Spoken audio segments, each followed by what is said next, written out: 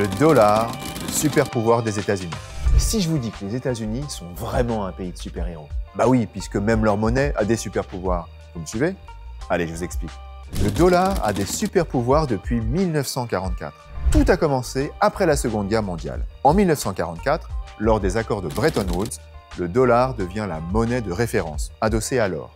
Mais, twist incroyable, même quand les États-Unis ont rompu ce lien avec l'or en 1971, le monde a continué à faire confiance au dollar.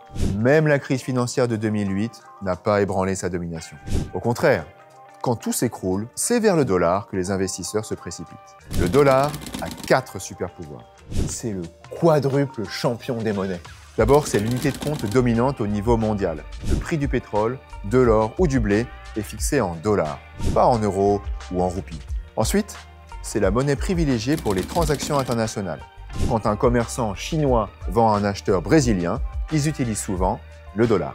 Et puis, comme la confiance vis-à-vis du dollar est très forte, c'est aussi la tirelire préférée des banques centrales. Plus de 60% des réserves mondiales sont en dollars. Enfin, le dollar permet aux US de financer à moindre coût leurs déficits.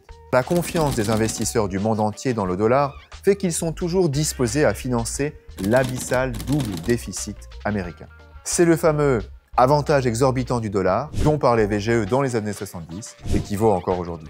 Une autre super monnaie peut-elle détrôner le dollar? Si l'euro représente environ 20% des réserves mondiales, c'est encore loin des 60% du dollar. Et le yuan chinois, malgré la puissance économique de la Chine, sa monnaie peine à s'imposer car elle manque encore de confiance. Mais tout cela peut évoluer très rapidement au gré des soubresauts géopolitiques. Bien malin qui saura dire quelle monnaie dominera le monde dans 20 ans. Si vous avez d'autres questions d'économie qui vous trottent dans la tête, laissez-les en commentaire. Et pour approfondir le sujet, venez à la Cité de l'économie, où les billets vous racontent leur histoire.